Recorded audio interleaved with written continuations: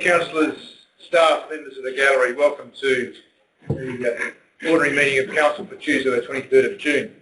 I'd like to acknowledge the land we meet on today as the traditional land of the Kaurna people and that we respect their spiritual relationship with their country.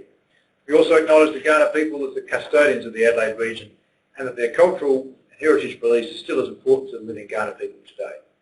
I read you the Council prayer. We humbly bow before the throne of mercy, O God, our Heavenly Father, and seek wisdom and understanding as we face the duties of our united task, praying for the welfare of our city and the peace and prosperity of our land. In the name of Jesus Christ, our Lord. Amen. Please be seated. On leave we have nil. Apologies, we have Councillor and Deputy Mayor Bruce.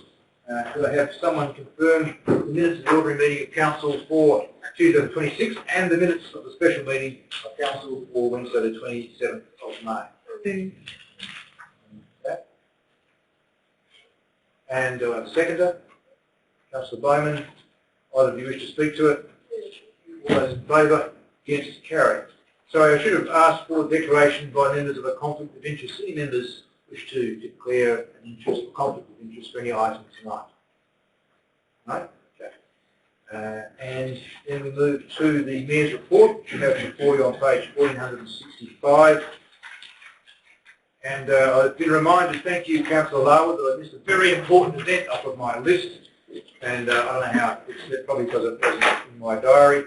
And that was the attendance at the Eagles Lacrosse Club Gala Day to present the Bob Elliott Memorial Medals for the Best on Ground, which was a great privilege to do so. Not just because it's great to commemorate people who have a stellar day on the field, not just because the bloke who won, Braden, I forget his last name, Braden Simpson, used to play with my son. When my son was knee-high to a grasshopper, I think he was 10, which is 12 years ago. It's great to see that he's come through the ranks and is a top player now. But more so because the club rooms were full of people. It was the first time, I think, first major fundraiser event that was there after a match day, and it was a really, really terrific feeling in the space. So I took the time to point out to people that those sort of club rooms and that work doesn't come together without a whole pile of people putting their hands in, and had an opportunity to thank them on your behalf as well. So it was a great event. So that can be added to a list of activities. I'd be happy for someone to move for the report be accepted. Councillor Lee, wish to speak to it? I have a seconder. Councillor Barnett, wish to speak to it? Only that if I might add about the women's lacrosse as well. Some other elected members attended along with yourself, and for the first ever women's lacrosse team, and they won. Match, they won. I think there were 3 that day, is that right? Councillor Larwood, 3 women's lacrosse match. Yeah. 5,000 women's matches. Right, the old blokes played. Fantastic, fantastic. Right, then any further debate on the Mayor's report? If not, I'll put it to you. All those in favour? Against? This carried. Thank you. Verbal reports from council representatives on local government or community organisations. Are there any? Just briefly on EHA to note that we'll be moving at tomorrow's board meeting to adopt the EHA annual business plan, a fairly important document, and that consultation process has gone through. Nothing substantive to report other than the probable adoption of that business plan. Okay, thank you for doing that. Anything further?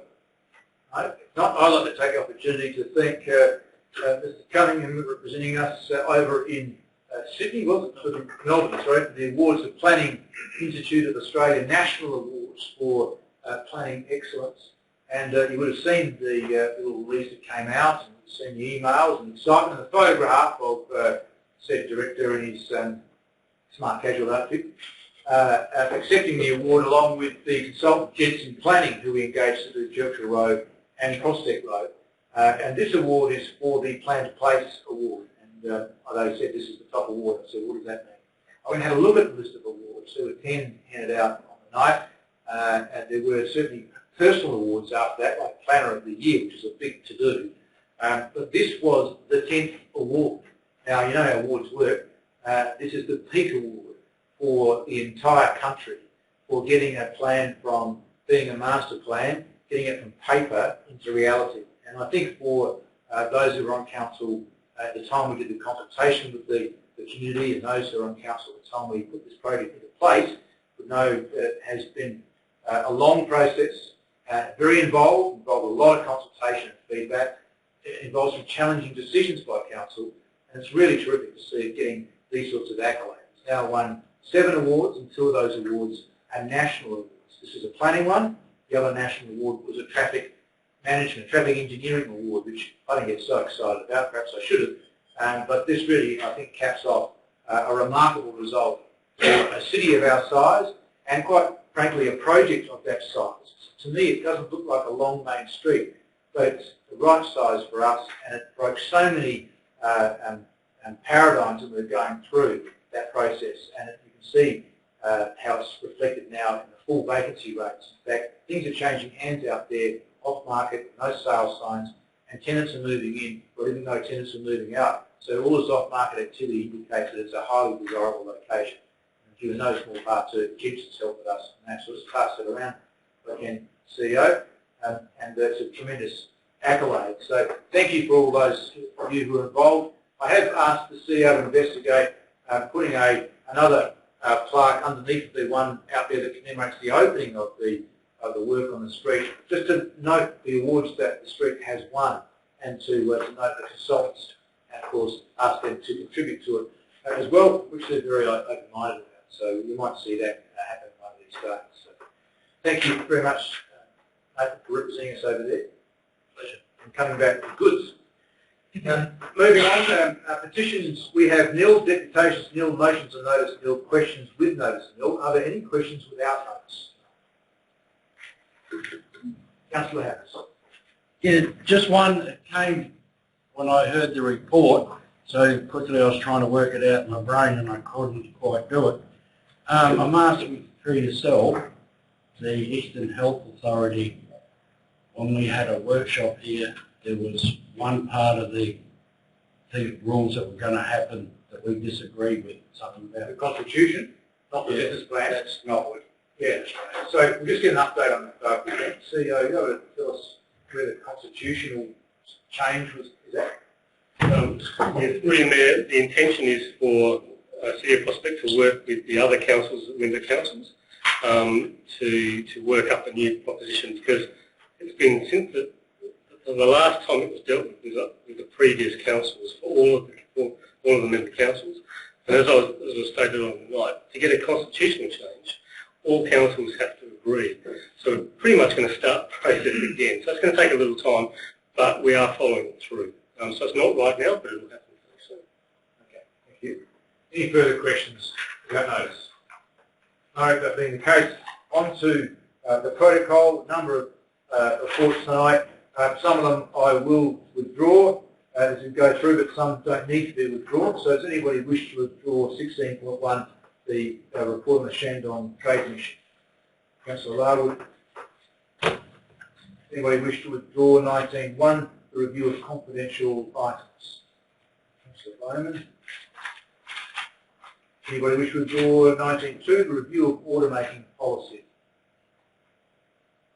No. Anybody wish to withdraw 19.3, review of code of practice of public access to meetings and documents? No. 19.4, revocation of community land classifications to start that consultation process. Anybody wish to withdraw that? No. 19.5, community feedback regarding the draft annual business plans. Anybody wish to withdraw that report? Sorry. Oh, sorry, there is a slight change to the recommendation on that one. Is there? Yes. Yeah, sorry, there's a slight change to the recommendation here, so I'll pull that out. The 19.6, the CEO's State of Financial Sustainability Annual Business Plan commentaries. Anybody wish to pull that one out? No. 19.7, the formal resolutions regarding adoption of the annual business plan, I will pull out, just to make sure that we're all on board with that decision, or not, that it's nice and clear. And the fees and charges register, I understand there are some changes too, and a request to change something, so I will withdraw that to enable that to happen. So could I have someone move on block item 19.2, 19.4 and 19.5? Sorry. hunting 2, 4 and 6. Yeah, sorry. Councillor Harris, and the seconder, Councillor Lee. All those in favour? Against? They carry. Okay, so that takes us to 16.1, the Shandong Trade Mission report, the recommendation page 1468. Councillor Lara, just a brief reason why you withdrew it. Yeah, stand. I've just got a question with regards to one of the. I've got a question. Yep, that's all. Okay. Do you wish to move it? You can tell it to us a withdrawer to move it. If not, Yeah. yep. So in moving it, you want to ask your question. That's the first thing. Yes. I just I'll say through the chair. I'll direct my question to the director. Always through the chair. Chair. Protocol. So I'd like to ask the director of business and economic development question. 2.2 of the recommendations, investigate the technology sector research and development opportunity in partnership with Adelaide City Council and the Department of State Development. Can you just elaborate on what it is? Because you may have told us before, but told us a lot of things and in case I've forgotten what that is. Yeah. So what page, sorry? I think it's 1468. Okay. Yeah. So in the recommendation itself. Thanks. Director. Through your mayor. Yeah, that's in part of the work that the mayor and the director in when they were in Shandong, one of the opportunities came up to visit a higher manufacturing plant, and they visited manufacturing plant with the Adelaide City Council, the Lord Mayor, and the Department of State Development, I believe, and since then there's been a discussion between our mayor and the Lord Mayor about the potential research and development project for them testing appliances in real time in our community, bedding some appliances in and doing some real time connecting, testing because of our connectivity. So a meeting's planned for the end of next week to catch up with the Lord Mayor and DSD on that matter to further explore it. Is that okay? Fine, yeah. Yeah. That's really good. Thank you. Yeah. Good. And so you've still got another 4 minutes of your time left if you need as a move. Okay, so overall, it looked like we did a fantastic job of selling our current future capabilities, and I think the important thing for me is that this is not a one-off, because this is a relationship building opportunity, and we have to be firm that this is a long-term relationship development exercise, and so we probably need to be prepared for people to say, well, you know, you went there and what's happening and where's all the results now, but we have to, I guess, be firm that this is a long-term pathway that we're building. And I guess that means that there needs to be more investment made over the next 2, 3, 4, 5, 6 years, which we'll have to take into account during the future budgeting processes. But apart from that, that's all I really want to say. Terrific. Do I have a second? Councillor Lee, would you speak to it? Any further debate? Councillor Bain. The question or comment? Well, you have 5 minutes to... Say anything I want? Okay. I agree with Councillor Lara's comment. I think it is a long-term strategy, and as such, I think as an elected member, I want to see some transparency about the way we're dealing with it. And I think the importance of having a CRM, and I maybe through the chair, if I can ask various departments if that's on the cards, is the contacts we've made, the relationships we're building, and the sort of time frames that we're looking at doing that. Does you asking if a list exists? If a list exists, or it's in the makings, or... Yeah, certainly. Yeah, direction. Give us that one. Through your mayor, yes, a list has been formed. So one of the first tasks on return was collation of all business cards collected, and then putting them into an order about what the opportunities are with each of those contacts. And a return email has gone in Mandarin and in English back to those contacts. And the main message of that was acknowledging the meeting, reinforcing our prospectus and providing links to some of our resources, and introducing, probably handing over the role of the mayor, who is seen as in Chinese and in government relations is a really important role, to the administration, being myself and for ongoing communication. So what we're going to do is we're going to run this contact database and keep record of everyone we're contacting and what the opportunities are. So that's going to be now a sort of a live document to work to. Anything further? Councillor So just it would be really good to get a couple of dates and follow up, maybe sort of 3 months and 6 months sort of progress, just to see that maybe comes to council, so we know, okay, we had 20 contacts, these are the actions we've taken, and also maybe just a quick question in regards to, are we partnering with the China or Australia Federation? Friendship Association? Maybe those two things. Request for further reports and status, and also what affiliations do we have here in Australia? Through there, the main relationship has been focused on the Australia-China Business Council and Department of State Development, because that's where business streams and investment streams are.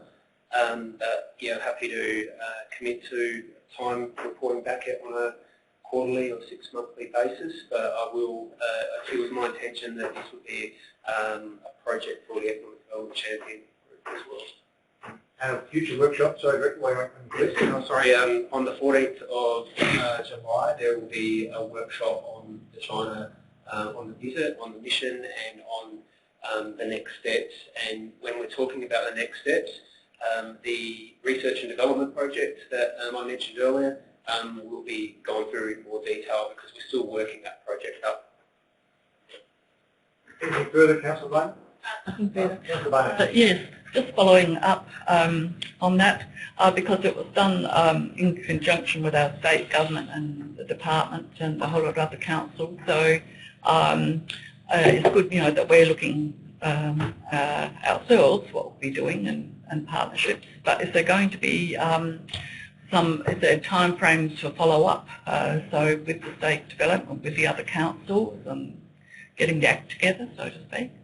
I might answer that one if I can. Yes, there is, in short. There's a session on Thursday afternoon specifically for that, to gather feedback. The state government is super keen, not just to hear good stories, but we all know the state can do with all the development assistance and investment that it can get, and the state, as far as I can see, is genuinely committed to that. Thirdly, the LGA has committed and offered a kind of an introduction and connection service to the prefectures in Shandong. So part of my job there as immediate past president was to launch that, and that is a local government framework is what we're calling it. So if they have businesses that they either control or know of in their prefectures, they're looking to do trade into South Australia, that they would feel free to contact the LGA and say, out of all of your councils, which one should we talk to? Type of, do we want agribusiness? Do we want ore, or do we want service stream? Do we want a particular type of consultant? And the LGA will gather a register over the next few weeks and months to make sure it's up to date and respond on behalf of all councils, saying, I think these 5 councils are who you talk to, here are the mayors, and if you want, we'll arrange an introduction for you. So it'll be that service as well as what the state will do, as well as what we follow up ourselves. So I think there's really good support. And the next event is the return visit by the Shandong officials and investors to South Australia in September to coincide with the Royal Adelaide Show. Very much a focus on agribusiness. But that gives us an opportunity to invite people to come on that delegation and have further conversations with them here in our city. And then the next one after that is the 30th anniversary of the Sister State Agreement, which is next year. So that will be quite a big affair in Shandong, I understand. I don't know any more about it than that. But there are good structured opportunities going forward. And I think the state's been very, very supportive, certainly what I've seen so far. Sorry, Councillor, probably wrong answer to your question. That was good. Anything further? Just briefly from the Chair, that wasn't very brief, I'll try and be briefer. A couple of things. It is long term. Thank you, Councillor Larwood. I don't expect we'll get anything out of one visit, but I'm not sure if we need to go back again, but certainly need to maintain contact and think of a clear direction and put solid steps one after the other to lead us towards some outcomes for our ratepayers and for our local businesses as well. What I really enjoyed about it was not the dawn to midnight agenda. That was kind of hard work. What I did enjoy was the stimulating conversations that we had while we were there, not just with our Chinese counterparts and potential investors, but with other people going from South Australia. Because, of course, they're all in the same place. And we're really struggling now to get a meeting with the Lord Mayor and the officials in DSD on shore to catch up and follow up with what we did. But we had no trouble in grabbing people for a coffee and a beer to discuss tactics for our approach to the next place we went to the next day. So when you're there, you actually have really quality conversations with people that are actually hard to get on shore, and that was worthwhile. In Toto, that means that we are now stretching our thinking about what the capability of our city is. And I really enjoyed that aspect, because I'm not sure what will come out of it, but I think it will change the way we think about ourselves and what opportunities exist for us and our kids and others. And that's, for me, a huge benefit that we also have to capitalise on. And lastly, but not least, I just want to say from the Chair how grateful I am that Ginny was able to come with me on that trip, not just because her sister lives in Shanghai, and that was a great place to go to first on the way in, and spend a bit of time with Ginny's sister showing us around Shanghai on Saturday. But Ginny was instrumental in us being able to have really quality conversations with people in terms of interpreting what I want to say and our information into Mandarin and back as well. But I can tell you on the last day, we decided to split our resources and go to two different things. And it was so good to see Ginny, how he stepped up into that role and really grabbed it by the horns. And I came back and Ginny was alive, so excited with these conversations that she'd had with development contacts, both in China and ones that are from here that work in China, who also can be investors here as well.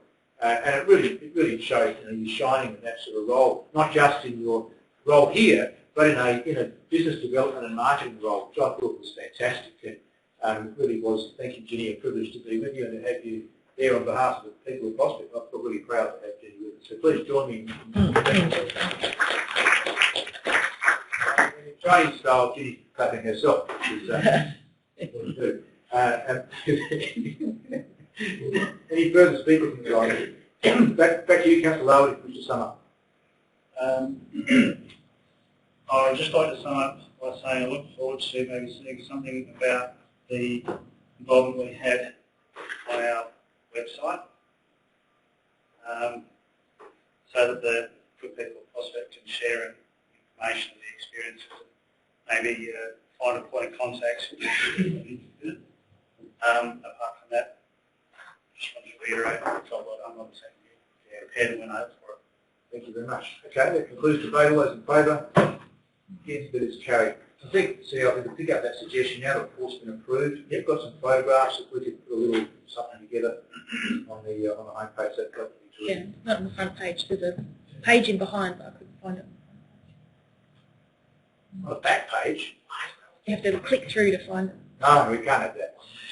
Well, I'm sure that'll be fixed by the end of the night. Now, 19.1, review of confidential items. Councillor Bowman's brief reason why you pulled that item out. Page 1488. Yeah, so just as a new elected member, I just wanted to get my head around the sort of confidentiality issue. So what I can sort of see the review. So just the brief reason is you had. I had questions about the documents. Okay. Do you wish to move it? Being the. I'll read it. Yep. So okay, fire away as mover. You can speak to it and ask questions as you go. Okay, so just 1.1. So the Local Government Act provides that a meeting, council will be included in a place open to the public unless the council has made an order to exclude the public. And then we're going into confidential documents, unless I'm getting them mucked up. But there's like a list of documents here, and some of them are to be retained and some of them are to be released. Yep. And are there any landmines in there that we're releasing? Is this something that gets sort of looked through by communications or anything like that? Short answer is yes. My understanding is that this is a very thorough review to really clean out some long-standing matters. I'm not sure who would want to respond to that in addition. So Fido here. Director? Yeah, look, I could provide some context. In the absence of Mark last week, I went through this process with Jasmine and Ginny. In terms of our internal review, we also had Kelly Jones have a look at the entire list as well to give us some views, and essentially we I guess landed on some fundamentals as to what goes on and some general themes of what's coming out. There's several examples of tenders which are they're passed essentially. So that's the type of thing, and it has an internal and external review process before landing on this list tonight. I think so, Director. While you're on your feet, there's one code of conduct matter that's coming out, but we've taken previous ones out of confidence, so this is, again, routine as far as I can see. Given the matter's closed, yes. Some time ago. Yes. With that kind of time passing, at some point it's appropriate to make that decision to let it out. Yeah, and no different to what we've done before. The No. question was, is there anything particularly sensitive? I think that's probably the most sensitive, and it's what we've done before. So. Through the Chair, that's the most personal, and sometimes the personal ones are those that are most sensitive. The rest is about the daily business. Sometimes that business process is quiet, like through a tender, which has confidentiality provisions until the contract is complete. Thank you. Anything further, Councillor? No? Do I have a seconder? Councillor Barnett, wish to speak to it? No, I think it has been noted that it's done in conjunction with lawyers who are experienced in this matter, and it's not the first time that the Council's done it. It's been standard operating procedure for a while, and yeah, so it's all part of that transparency and as well. So I'm happy to second. Thank you. Any further debate? Concludes debate. Councillor Bowman, you wish to sum up your two excellent speeches? No. Has it been passionate? All those in favour? Against? Carried. Thank you. Next item withdrawn was 19.3, review of code of practice for public access to meetings and documents. Again, Councillor Bowman, just a brief reason why you withdrew it. Again, I just wanted clarification if it's how it changes fundamentally how our residents can currently access So information. a question, again, you're happy to move it and ask questions on the way through, or Okay, I'll move it and then I'll ask a question. you'll fire away? I just wanted to clarify what the big variation will be in regards to access of information for our residents. I mean, there's a lot of changes there. So let's ask a broad question. What's the nature of the review? I understand you're going to do these things on a regular basis, but what can someone answer? What's the basis for the changes that are in the review? Director? Through the Chair, that is stipulated in paragraph 5.8. So the changes of the review are actually minor in nature, basically taking into account of all the amendments made with the local government procedure at meeting updated in 2013. So according to the Act, Council needs to review this once every 4 years. So that is just part of the review, took into account of the best practice. So they are all the track changes throughout the document, and that is where the changes are. Okay, so minor in nature. That's right. Particular. Okay. Any further, Councillor Bowman? Any particular changes you are unsure about?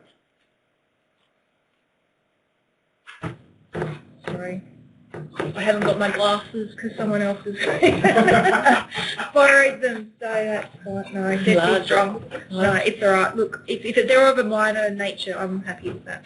That's fine. Yeah. No.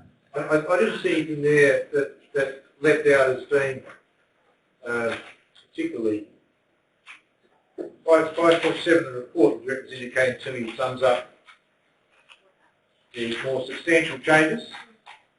So a revised definition of clear days to prescribe a business day. Yeah, that was the thing that I thought, if I can speak to it again, because I just have my I glasses on. have to stop your 5 minutes. Okay, thank you. I appreciate that, Mayor.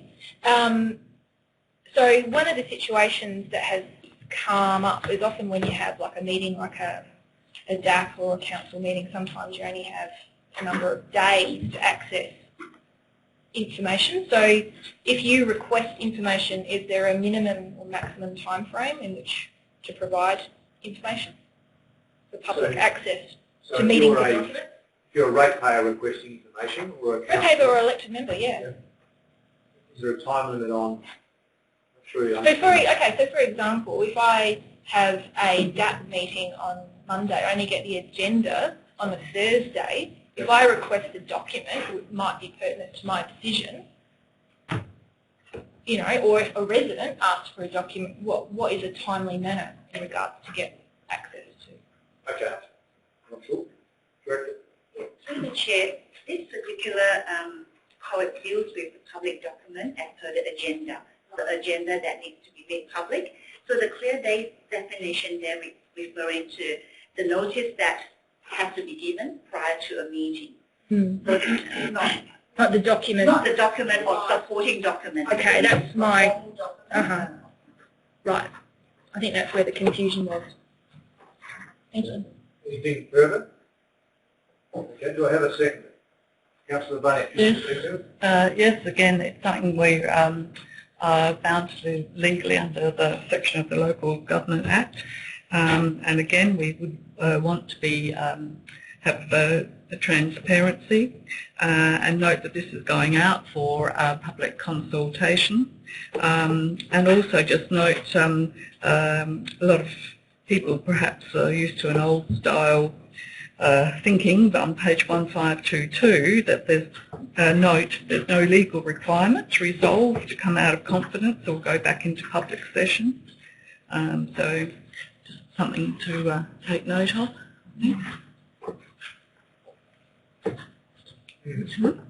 Yeah.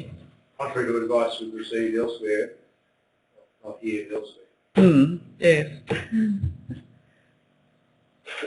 Don't know whether, pardon me, if that the appropriate director could just take a note of that, perhaps, and follow up. Yeah. No, thank you for that.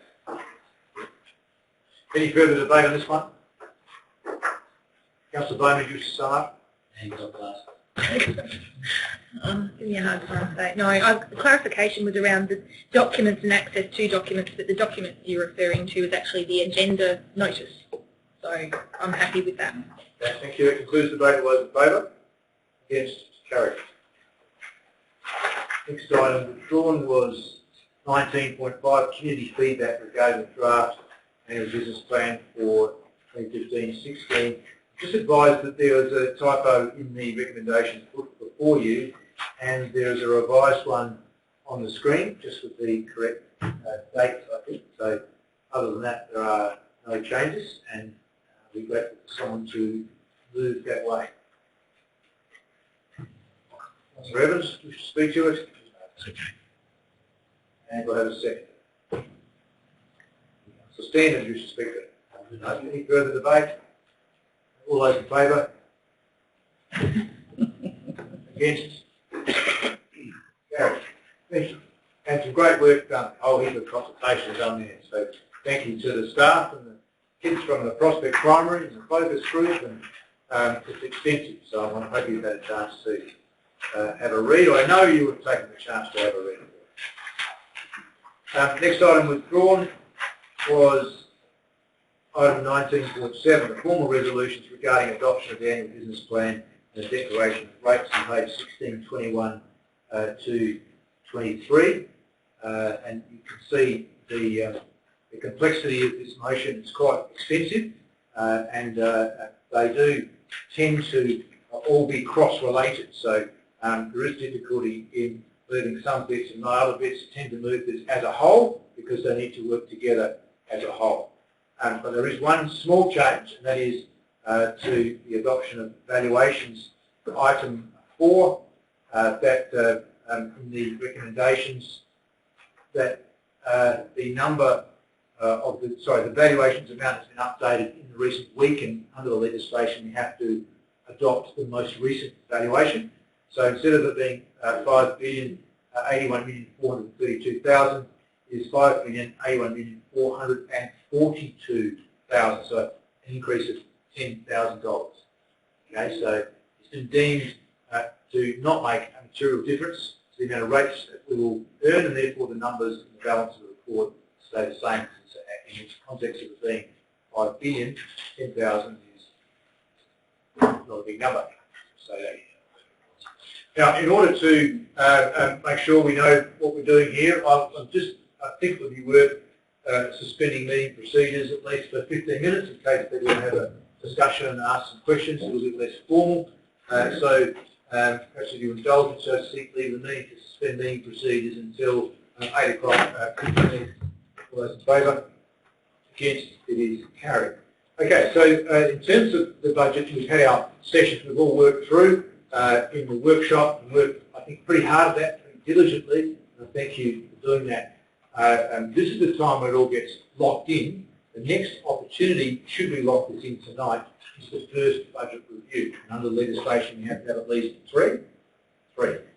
So we can change this going forward, but this lets the staff send the rates notices out, lock in the papers, and get on with their job. So it's a pretty important decision. And I just thought I'd give you the chance to reflect on the community feedback we've got, which was extensive, and to see whether you can see any themes within that that we should be listening to. I personally thought there was a lot of really good feedback, but I struggled to pick out a consistent theme out of it, other than we wish you could do it cheaper. So do I.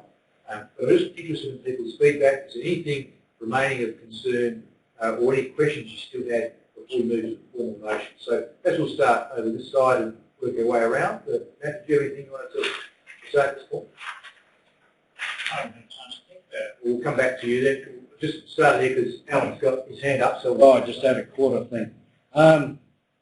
Always disappointed and talking to a couple of people the other night in the meeting, and that is, so I'm not raising this one too hard, but you know, we get one or two people calm or just a couple of people. It's the same everywhere, and after 18 or so years, I still can't find that answer for it, whether it be here or school council or somewhere else. It's the way it happens.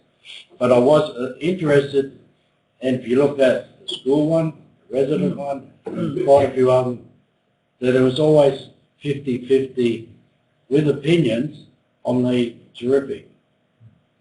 You know, and I'm not changing my attitude because I think it should still happen, but I you know, just as interesting to look that all through, including the school kids that had comments on it, that it was not 100%.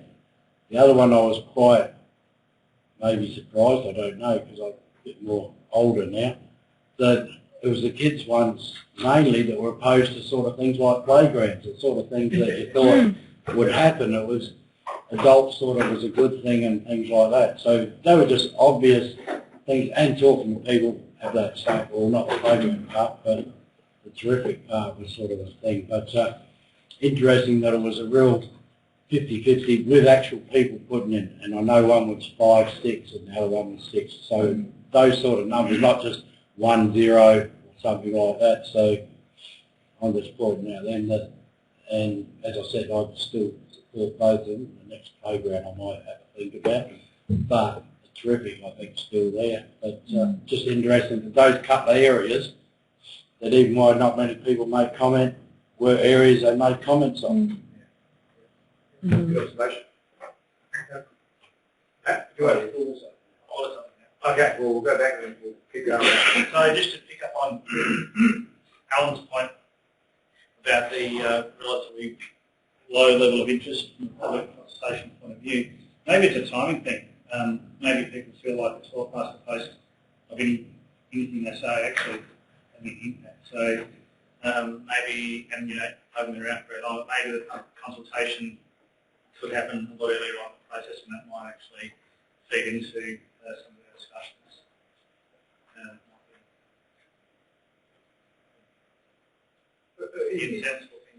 It's kind of a dilemma and it's kind of not. I remember when I first came on, the rates had been high. We had 80, 90 people at the meeting. And we settled it down and we went back to, well, Junior had not many before, we went back to having not many. So in some ways it's some level of comfort or lack of distress, maybe I shouldn't say lack of comfort, but lack of distress that we see. You know, I think we had 2 and 1 left before we started. So we really only 1 at the start of the meeting this I think that's why the previous councils decided to try focus groups, and now the staff going to the schools to check across the age groups. I think it's a really thorough process, because the public meeting process is just not, it's not a bad process, it's just not giving us value in terms of feedback. So I'm not sure it's a timing thing. Okay, going around, Alison? Yeah, I did have quite a few. Like Alan, I read through all the public consultation and actually attended the school kids, and that was really interesting to listen to.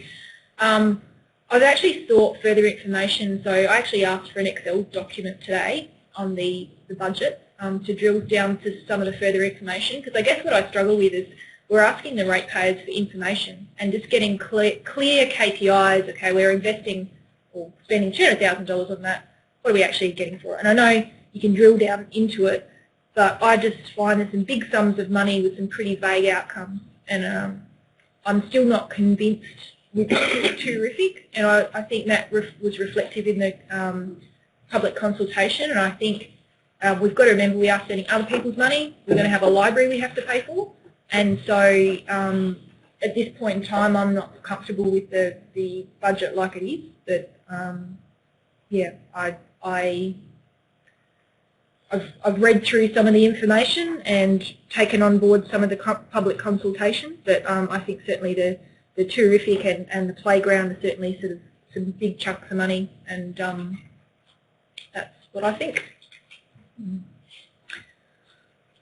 Yes, I guess what's it, 23 or 24 annual budgets I've been through, and yeah, I think it's just things are far more complicated for local government and for councils now. Where it's changed a lot, and yet we've still got some people who are most probably haven't caught up a lot, But I think generally, yeah, I read all of the community consultation things, so there are a few little bits and pieces I think that were quite useful. I was very pleased that the school children recognised that the filtered water in stations were they nearly all wanted them, so that was good from my point of view.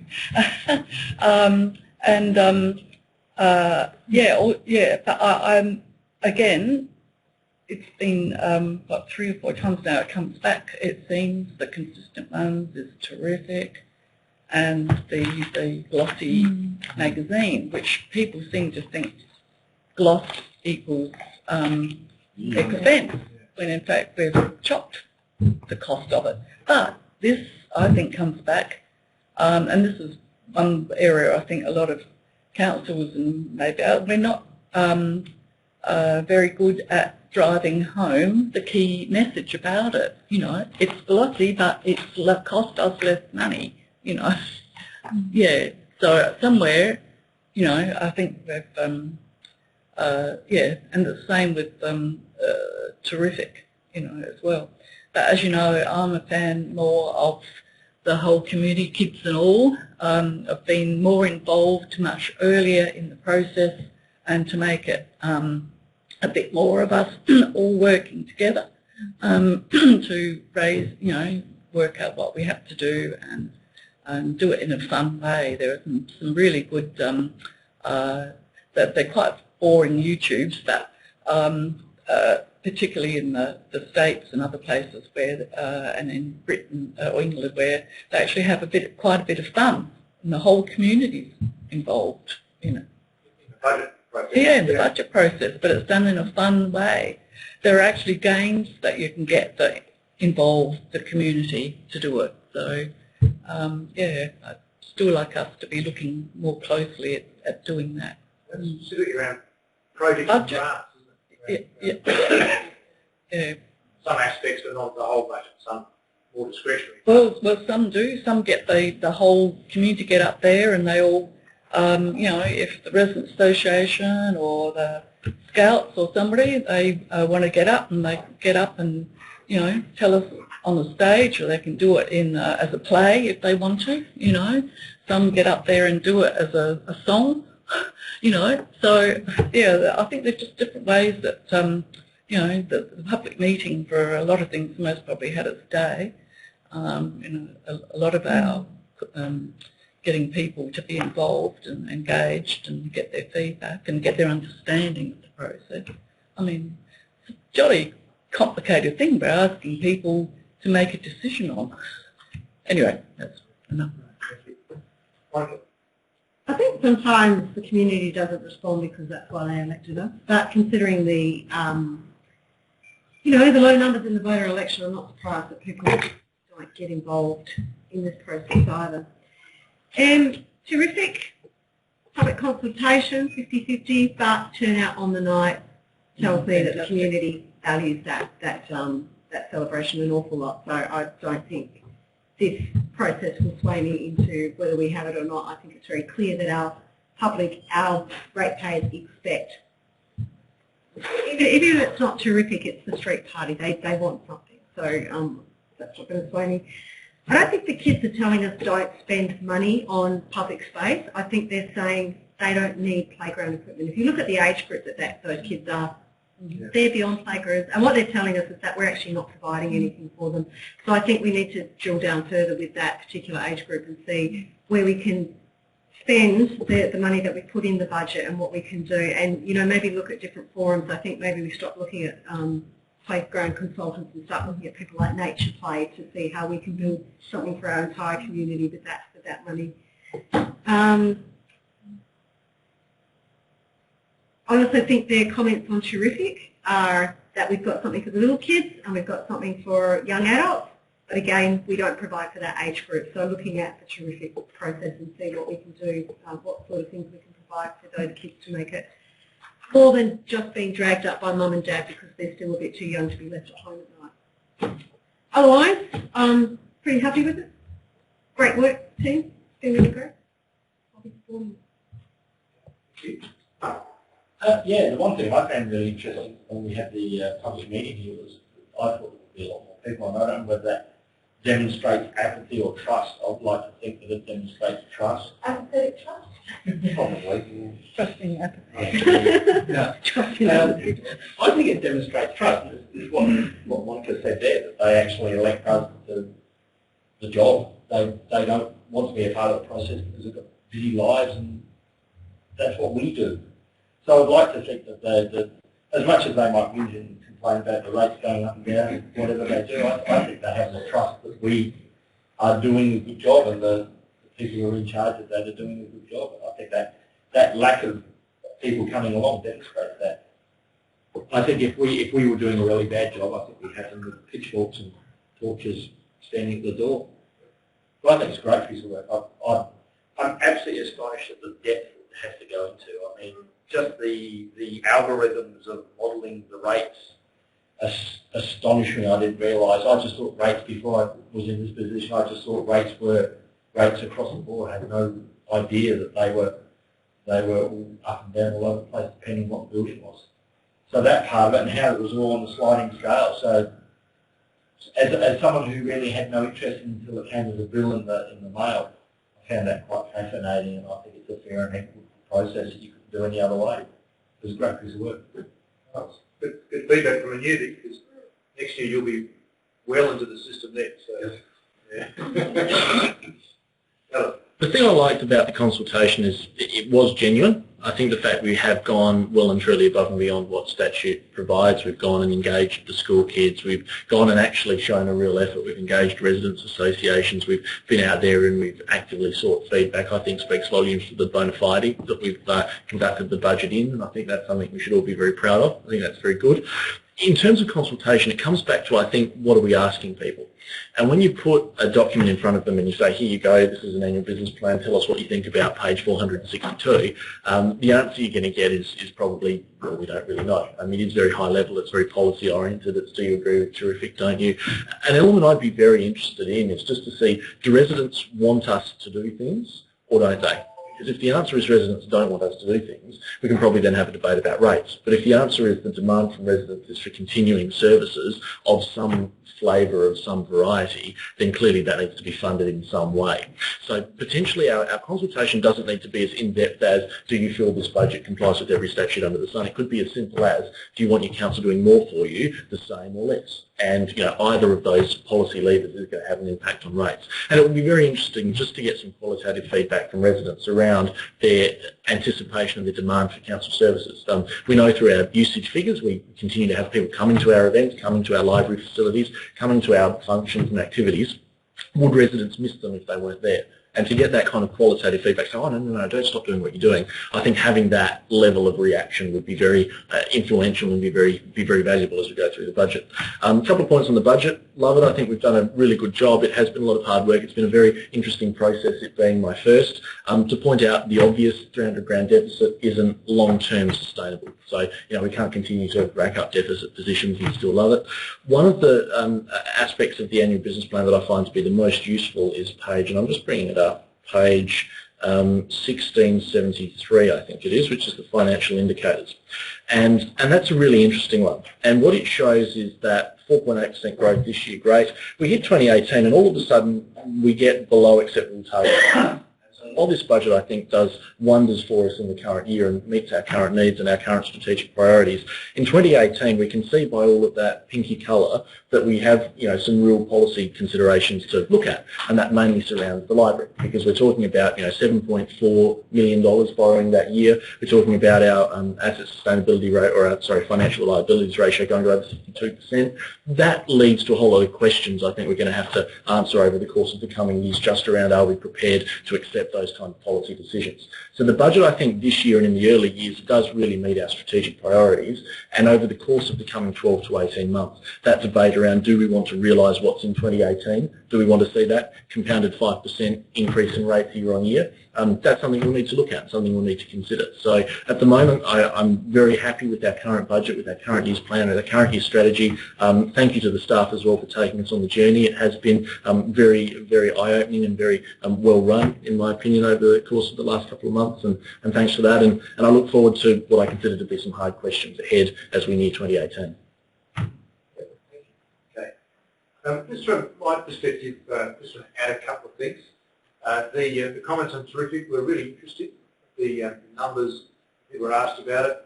I noticed some comments saying, I'd be much more in support if we actually had a stage start. Well, I wonder how those numbers would have transpired if we actually we knew we were having a stage start. And that would have, I think, been an interesting debate to have. But they are always sensitive. All those major events are. And I think we need to be really clear every time we go to decide whether we're going to do it, what the outcomes are. I think if we're concerned about it, I think we need to give the staff more direction. We're more prescriptive. What do we want out of it? Is it numbers of people? Is it coverage in media? Is it return visits to businesses 3 months later to actually pick up business? How we measure that? So I think if we want to get more bang out of it, we've got to kind of describe what does that mean. Give the staff plenty of notice, because that will affect their planning for the next one if we choose to do a next one. So maybe those of us who are thinking about that and on the economic development working group could actually put some time into trying to work out what are the KPIs if you like for that major event and make them measurable.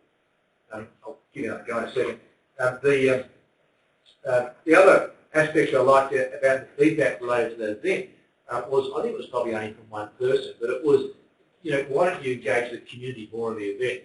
I thought, well, 21,000 people there, how much more do you want us to engage people in the event? Well, hang on a minute. There's probably something genuine in that we can pay attention to.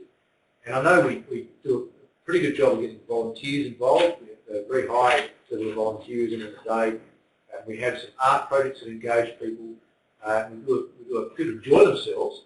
But I wonder, and the kids get involved in the bike ride, and I wonder if we can do more of those sorts of things so that it becomes the People's Festival as much as it is a showcase of business and groups, which is what it originally started out as. And so that might be something we could give back to the staff contingent to have to think about, because of course the more people that are involved, the more people feel like they're part of it, and it's their event, it's not just some glossy event about cyclists. And there are lots and lots of ways to do that, and I thought that was a good challenge to us to take on. given that it's our peak event. And I guess two more things. I have mentioned to the CEO that we do a good job of looking at our discernible budget regarding operating projects, capital projects. We spend a good deal of time chewing on those and working out the best outcome. But I don't think we spend enough time looking at the 80% of the budget which is in the recurrent costs. And I think we need to work out how do we do that. Staff need to help us do that, and they need to demonstrate to us that we're getting really good value for money out of that section of the budget, so that we can genuinely say we're running as tight a ship as we can possibly run. And I think that's kind of difficult if we don't have that insight. So how do we, and I don't know the answer, but I can see the question. And I think if there was a theme coming through the feedback, it was, I wish you could run it more efficiently and at a cheaper price. But well, I understand the sentiment, but how do we actually get to that? Even if we ditched all of our projects, we still have 80%, just to pick a number, of our costs sitting there, just to run the corporation and do what we need to do. And in that vein, I know the CEO is incredibly supportive of this. He and I are putting a lot of pressure on the Eastern Region Alliance to agree to a 5-year strategy that's far more focused on collaboration to achieve efficient and effective councils over time. And I've even said, unless the strategic plan specifically states that and gives us targets to work towards real projects, then we'll be reconsidering our membership. So that's how serious I've made it at ERA. I've been there 8 years. It's been a great networking opportunity. Lots of dividends out of it, no doubt. But I think it's time now to get really sharp on if-not sharing services and certainly benchmarking and knowing who's got the smarts. If someone's doing better than us, let's get our people to go and have a look at what they're doing. So just I want you to be reassured that both the CEO and I are pretty hard on that in ERA. And just to sum up, I noticed yesterday in the Fin review, the average GST paid by the average household is $5,800 across Australia. I thought that's interesting to keep in mind in terms of taxes that people pay. GST is only one part of the federal tax bill and only one part of the state tax bill, depending on how you see GST. So I think we provide pretty good value for money for what we try and do across the community. So I'm comfortable where we're at, notwithstanding the comments and the challenges ahead. I'm comfortable this is the right budget for this year, and I look forward to us working hard at coming up with an even better one for next year. Now, that's enough from me. I think a couple more comments before we wind up and go back in the formal proceedings. Matt, did you want to add something else? Well, really, with regards to Terrific, I guess we're hampered by the fact that we can't really plan too far in the future. If we could plan into the future, then we could build a program which evolves over time to make sure that the depth remains fresh and is responding to different opportunities we come across. So whether conceptually, without having budget approval to think more about a year ahead, or that sort of thing like that, still might be a good idea to consider that approach to help make sure that we are shaping it to be slightly different each year, and in 10 years' time, kind of like Chinese whispers, it doesn't necessarily resemble what it looked like 3 years ago, but it's a better event and it benefits people coming back through the door or through the fence. A reflection from me, there's actually nothing stopping us doing that. Before the Terrific, we had a street party for 5 wine and fashion. Alphabet Fair. So if we want to commit as a collective that we want to have that major event, we can decide when it is and how it's attached to the TDU. We can decide what we want to get out of it well in advance and put those KPIs in place and all those other things if we want to. So I wouldn't let go of that idea. And maybe it's something we can bring up the economic development working group. Any last reflections? Yeah, just another comment on the workshop with budgets and things like that. I think there was a lot of focus on the, I suppose, projects, and discretionary it was called, and we didn't really look at some of the core costs or the core services. And I was also a bit miffed that we didn't spend more time on the service level agreements, because I think that's really where our focus should be. I'm very outcome driven, so I want to see KPIs, I want to see outcomes, and that's, I think, what our residents want to see. And if we've got no way of tracking it, it's very hard to say that money is justified. So case in point, we've spent all this money on the the playground up near the football oval. It's a regional project. We're actually tracking how many people are using it, and if not, why not? So, you know, I want to be able to go back and say to people, we've spent this money and this is the return we're getting for it. Okay, so I think with that knowledge, hopefully that'll shape some of the sort of budget documentation, some of the conversations we have, and I want maybe it to be a little bit more open to, you know, not just the project, but actually our core business. And I think probably some of those strategic discussions will drive that. So we've actually got a direction, and okay, we're having a street party. How does that tie into our strategic direction, be it digital or whatever? And is it really just one night? I mean, that's the issue I have. We've got a whole year, guys. Do we have a calendar of events? How do they relate back to our strategic plan? So I'm looking for something a little bit holistic, I guess, than what we've got at the moment, and hopefully that will come along in due course. Sorry, yeah, I just want to respond a little bit to that. I totally agree that we need to be looking more closely at our service level agreements, and we had limited time this year. I just want to remind you all, especially new elected members, this is your first year on council, and there's a lot of work to get through in the first year by way of familiarisation, like basic mandatory training. Those sort of things really stack up over a period of time. I would anticipate that this time next year we would have made a lot more progress in some of the basics that we really need to focus and put a lot more effort into. The service level agreement, I totally agree, is something we need to spend multiple sessions on and go through in more close detail. When you stack it up with everything we've had to do with the rest of this year, it's very hard to squeeze it together. So I'm much more confident that we'll go forward with that. Second comment I'd like to make is that there's some concern raised about not being fully across the outcomes in some of these key projects, being a little bit hazy. I just want to remind you that during this year, you will see detailed reports come to you with regard to the projects, with regard to the outcomes. That should give you a bit more confidence in what you were trying to achieve and whether we were achieving. At any stage during the year, you can call for reports on particular activities of council. So you have that ability. And combine that with the fact that we'll be doing budget reviews on a quarterly basis. The combination of all that should give you some confidence that whilst you might not be sitting here totally convinced that you know about every project, that you know all the outcomes of every project, through the journey of the next 12 months, I think you will be much more confident with that. And by this time next year, you're going to be in a much better position with some of the key basics that you're probably a little bit short on now, but there is a reason for that. So I'd just like to put that to you now for your information. Thank you. I've just realised we've come out of our suspension of deemed procedures. Does anybody else want to make some comments, or are you happy we move to the item, the papers, and then a debate? Is that okay? Yeah. Right. So the recommendations are there on page 1621 to 1623. Unless there's an objection, I intend to take them as a whole, and I recommend that we do. So if people are comfortable with that, I seek a mover as a whole. Anybody care to move that way? If I object to something, then individually, or if I just...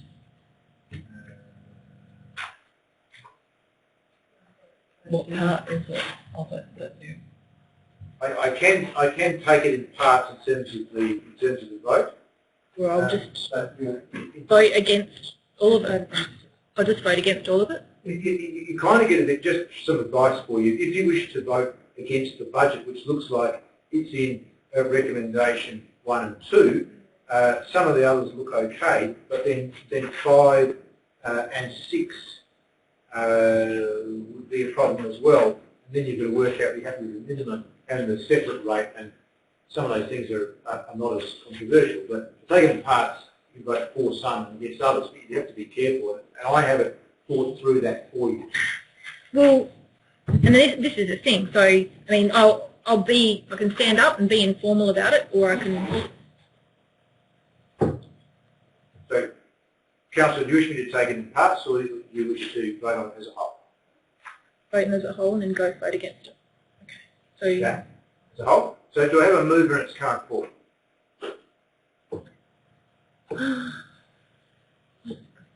Councillor Lee, do you wish to speak to it? No, only to say that we have worked very hard on it, and I appreciate the time and the effort that staff have gone into not only preparing the report, preparing the budget, but guiding us along the way as well. I think there's some really great things here. Me, I'd say yes to everything because you know, you want to see lots of really fantastic things go, but this is the compromise. We have to be realistic. It's a great budget, and thank you to everybody.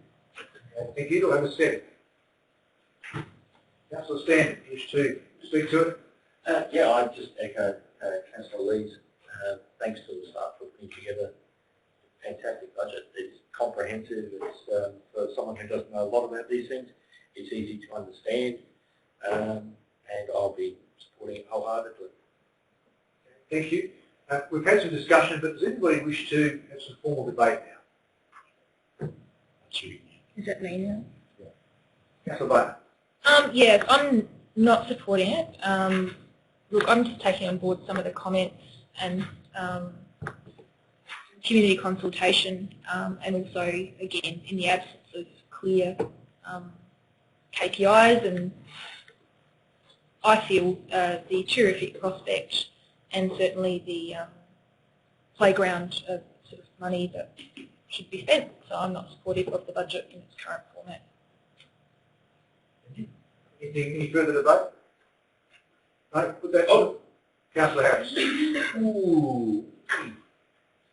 Yeah, I think I'd like to say I'm going to actually support it because I understand from the chair how we've come along and it's all got to fit in together, so it's important to come together.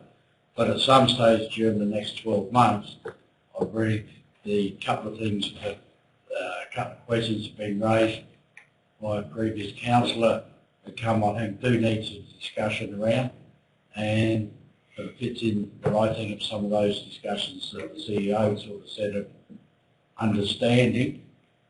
Not that we might all understand everything or maybe agree with it, but I think it comes out. But I'm actually going to vote for it so it stays as a bundle. But I believe along the next 12 months we should have questions about the terrific and other sort of parts of it. Yeah, sure. Thank you. Any further debate? Not to repeat what we talked about before, other than to say I think debate is always good, and I'd welcome a discussion around terrific prospect as well. In terms of where we're at, I think this is the right budget for this year. In terms of the work that's gone into both the strategic directions and council sharing of services, which we have incorporated in the budget, I think that's very positive. The only other remark to make as well is just 2018 and beyond. There are a range of policy questions there. There are a range of assumptions that are in the budget here, not of immediate impact to this financial year, and I think in terms of the long-term financial plan there is still some more work to be done. So I'll look forward to supporting this budget. It is a good budget, and thanks to the staff as well for guiding us through on the consultation today. Thank you. Any further debate? Councillor Bunny. Yes, just as a general thrust and overall, I support it. We've given it a lot of discussion in our workshops and had lots of reports and lots of explanations, and there's most probably you know, aspects of it each one of us would perhaps like to see, you know, change this way or that way or whatever, and so but I think you've got to take it in a general whole context of the whole annual plan, in context as we've had all the graphs and the charts and everything. And then I think notwithstanding that we all need to be able to have a very good understanding and a handle, as Councillor Bowman has expressed her concern about those things. So we'll be getting onto that. You'll be getting, as I understand, as we've had in the past, very detailed reports from each of our core value areas, and you know, we have I complain sometimes that we have too much colour here and great big huge long pieces of paper, but they do tell you exactly where we are and where we're not performing at that particular point in time, and you know, where perhaps a project has not been completed on time. So we have all those indicators that yes, I guess it's a bit hard for somebody just coming on board to say, oh, well, you know, trust me, that will happen, but it will get there. Okay, thank you. Further debate? Councillor Lee, wish to sum up? Thank you. That concludes the debate. All those in favour? Against? Okay. Fellow division? Your hand. Division. All those against, please stand up. The two. Thank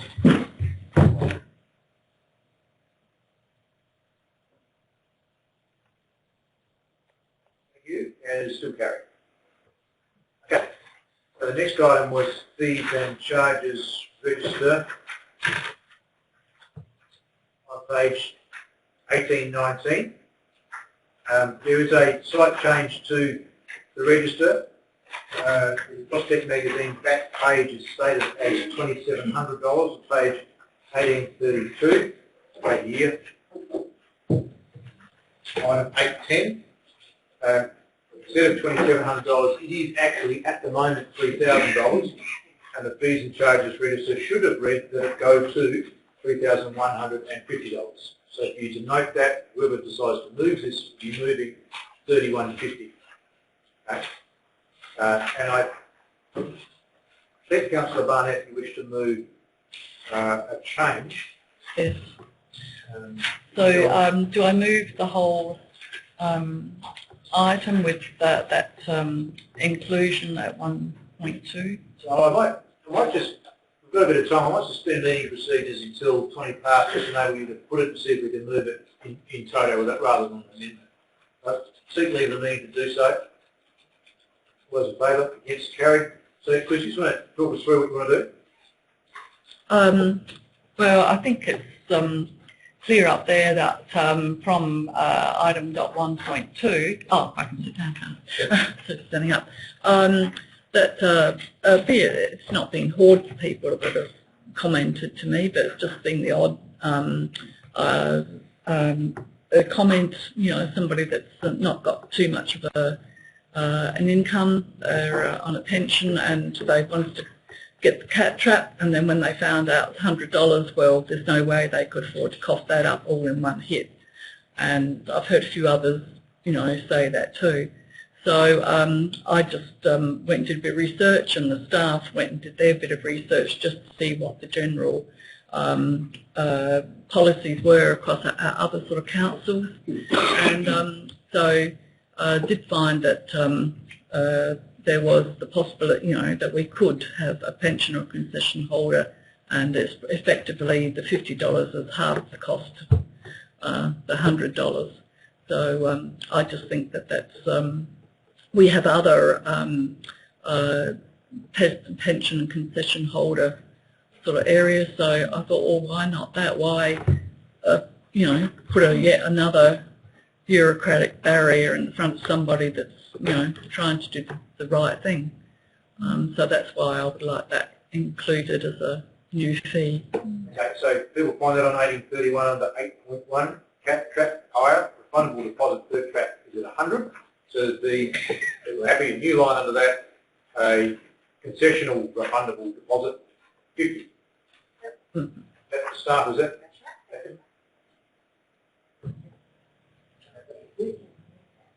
Okay, so pension or concession holder is easy to define. You've got that elsewhere, so there's no issues with that legally. It can work. It's a matter of whether we're happy to support it.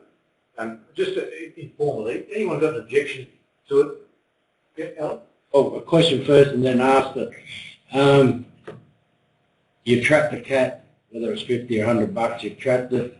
Another part says that we send it out to the cattery or glue or something, where they take them away, and there's a fee there of $35 or $25 pensioner, non-pensioner.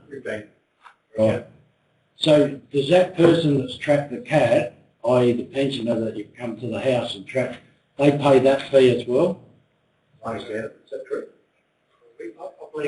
I believe so. This is only a bond on the actual device. No. 8.1. It's going to lead to me where I wanted to. So it's $50. So I come, I'm not a pensioner yet, but I come and I've got it and I pay them $50 and then whatever it is. I catch a cat in my house as a pensioner, or even an ordinary person, but as a pensioner, do I pay that other 15 or bucks or so to get rid of it as That's a well? question I don't think we've got an answer yet. I think you do. It's a standard fee set by the Animal Welfare Association, I understand. But these are not legislative fee. They Yeah. Just to cover the cost of Right. I can see the fee in the register. The question from Alan is, does the pensioner who's caught the cat pay the $15 to get it taken away? Yeah. We charge the $15. Animal welfare. Yeah. Hang on. These are our fees. We charge the $15. I presume that's what that means. It's in our fee register. Actually, we charge, but Animal Welfare League charge us to reimbursement. The answer is yes. Well, I personally, I'd go along and support it, but I think a pensioner one, when you finish, Mark, I'll give you a shot in a minute. Or he'll give you a shot in a minute. No rules. Never this one. You know, we're trying to help a pensioner out or monitor if necessary. I think it should have been down as low as 20 bucks or something like that. Or for such a small place, I hardly see necessary to do anything. It's 15. It's 50. No, it's two separate things. No, I said I needed to know the You get other. 50. Oh, okay. Sorry. Yeah. You get the 50 back, Yeah. but not the 15. How long does it catch someone get to catch a cat? Unless you bring the trap back with the cat in it, in which case you get 35 back.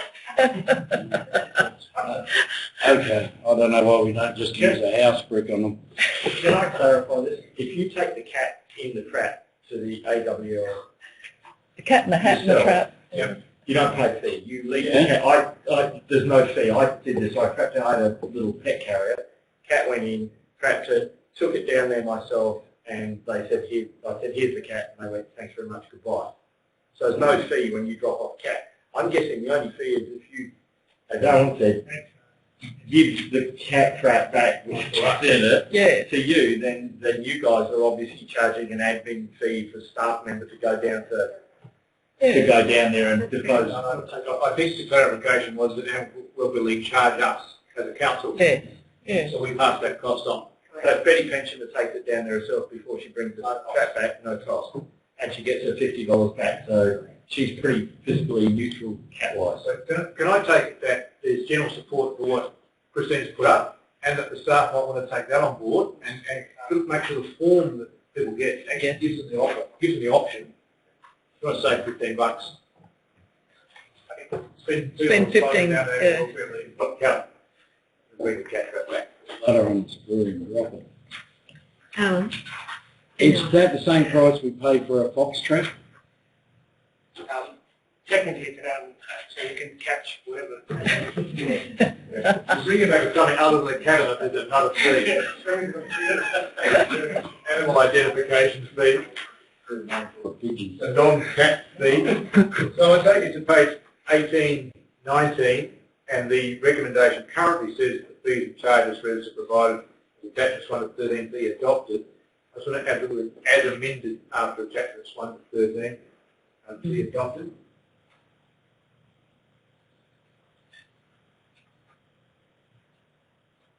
With the following amendment.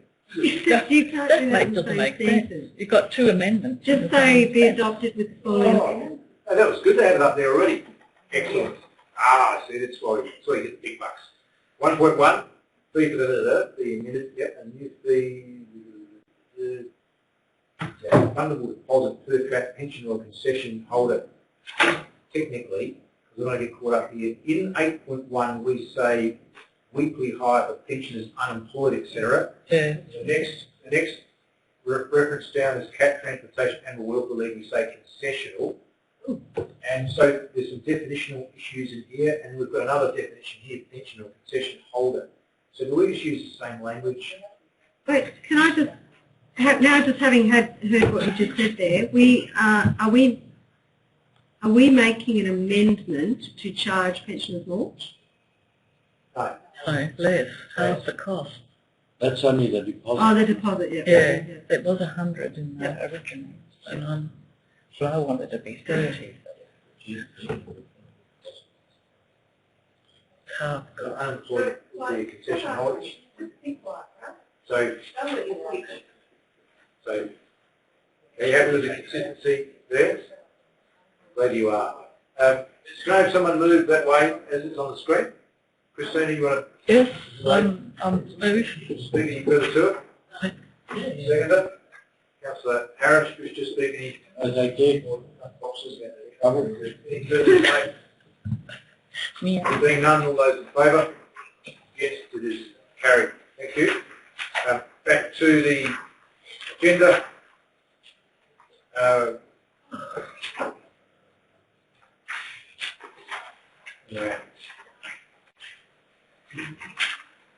Councillor Diary, item 20, Prospect Farmers Market continues. North Adelaide versus West Adelaide. I can't get there this weekend. Game's at 2:10. And the Deputy Mayor is not here tonight to ask you, so CEO, could you ask Sadie to ask the Deputy Mayor if he can be there? Who else is intending to be at the footy this weekend on the Saturday? Just at the moment myself. Usually on the most the Deputy Mayor can't do it. If you can't do it, you can talk to me. Well, I might have just a little bit. Right, okay. 27. Yeah, Mike, Are they really nice Prospect kids? I might be thrown a task that I can't get out of, so I would let you know pretty quick. Okay, we have a backup. Deputy Mayor can't make it. I don't Mind doing Who else intends to be there? It's Christmas in July. The Roosters have every chance of winning this game. Really? yeah. I use the word chance advisedly, of course. Who was playing? West. Westies, yeah. Oh, I don't like the Maybe Shops chances. might want to do. Okay, so we'll try to resolve that one. 3.3, launch of the Investment Attraction Prospectus and Local Business Awards night. We have a number of businesses coming who are going to receive awards for 20 plus years service, 30 plus years service and 40 plus years service. So it'll be a terrific event for you to be at. And can I have an indication, show of hands, who's not going to be able to make that night? Please? Which night, sorry? It's the 1st of July. No way. I can't. That was the one that I That's said a that couple of things I we've would got say a no, clash but I just- with our investment attraction, not is that the local business award, That's the one. and then there's that other one There's one Greek. that we got an invite Yeah, to the at the Greek same one. time, the Greg one. So I'm for Greg versus Matt. Wednesday night. What else is happening on Wednesday night? It's Era. It's era. Hang on. Climate change, the environment. It's unfortunate. It's at the same time, it's at 6:30. Yeah. Mm. We stop talking under our breath. Is it ERA, Environment Group, what is it, a workshop or presentation? What is it? Workshop. Just talking about environmental initiatives, what we'll be doing. Hosted at the council. Says there isn't. I've no doubt that that's important. It is important. This is more important. So, anyway. Oh. This is specific to us, and it is an investment attraction event, and I'd just like as many elected members to be there as possible. It's only more important because it's specific to us. That's the reason, not because the topics are more or less important. So who is going to be able to make this event? Now you've beaten us into submission. Thank you. So that's speaks for, and thank you, Councillor Lee. And Councillor Stan's not sure yet, but No, I'm late that week. I'm working so that's a no then. So Yeah, no. okay, so then there are a couple who are definitely out. So the rest of you could please make sure you're there. And of course, please make sure you're talking to those businesses that are there and any particular other investors that are there. And do your councillor job as best you can on the night. It's not just for you to get a free sausage roll. Should be with structure. Sausage roll. Yeah, you've got to work at it. And then of course, Greg's event. North Adelaide versus Port Adelaide, as well. Anyway, next exhibition launch for the gallery is Saturday the 5th of July. Joanna, who's been on our gallery advisory group, now Prospect Art Action Network for a long time. She's the longest serving current member who's there. So she very rarely has an exhibition of her own work, and she's a very talented photographer and artist in her own right. So please there to support that. NAIDOC Week ceremony, we'll do that here out front of the council offices on 7th of July, Club 502, and some other football activity to keep us entertained for some time. So that's our gallery. Clearly the most important there is the best attraction prospectus. Please be at that. General business. Anybody got any general business they wish to raise tonight? Is that half mast or is it Councillor Lowe? I think I have. I just wanted to tell a story. Please do overdue. Technically, I'm not allowed to allow you to say a story in a general business. Specifically, it says to raise matters of minor nature, action or call for reports. But you can tell us after close of meeting, because I love this story. Anybody wish to call for a report? Councillor Harris. If I can find an answer, I don't need to call for a report. I'm just wondering on the night time, the art we got down on the oval down on Churchill Road, is that supposed to be lit? Yeah. Is it? Yeah, it's supposed to be. I don't know if it is.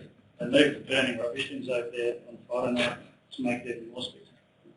Because I don't think the lights work on it. Well, So can we have someone check the lighting?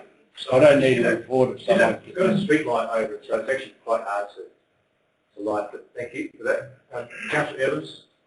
Yeah, look, just for some general advice, I'm not sure, what I'd ideally like to do is talk about at a workshop the way we present council meeting agendas, just only because it's generally several hundred pages and we generally have to read it all, and I guess the staff generally have to prepare it all, and I'm just wondering as a point of continuous improvement if there is a better way we can present the papers that come to council meetings. No doubt it's very regulated and the chance for us to change and move is probably very limited, but I thought it was probably table it as a discussion point, and whether at a future workshop the process through which we receive these reports could be discussed. I think CEO can easily do that and bring to us examples of other councils. What you're seeing before you is an improvement from what we did in the last term, in terms of bringing recommendations to the front of the paper rather than right down the back. But I'm always open to seeing better ways to do it. And those of you who are interested in that topic, just get on other councils' websites, search for their council meeting agendas and have a look. It's as simple as that. You recommend looking at our council's processes because we're bound by something which means that we can't do anything apart from how the council might do it, or someone else might be doing it better than us. Someone else could be doing it better than us. Yeah, Not so you see it's all the same. Some things are legislated, but there is a reasonable amount of freedom. And the structure is more or less legislated in some way, but the content and how the reports read, how the staff present the facts, there's often things to learn in that. So I encourage you, have a look around and you can spend an hour on it, looking at this online, see when Christina does all the time, probably get across half a dozen councils Wakes up early. in an hour. So, Goes to bed late. good suggestion. Any further general business? Just the freedom you were talking about, you seem to have great grasp of it. You let everyone sit down while they were talking. I know, I'm not good like that sometimes. Should remind members of their own rules. Yeah, so. 22, general business of an urgent nature. Any urgent matters? No, in that case, complimentary items are nil. The meeting is closed.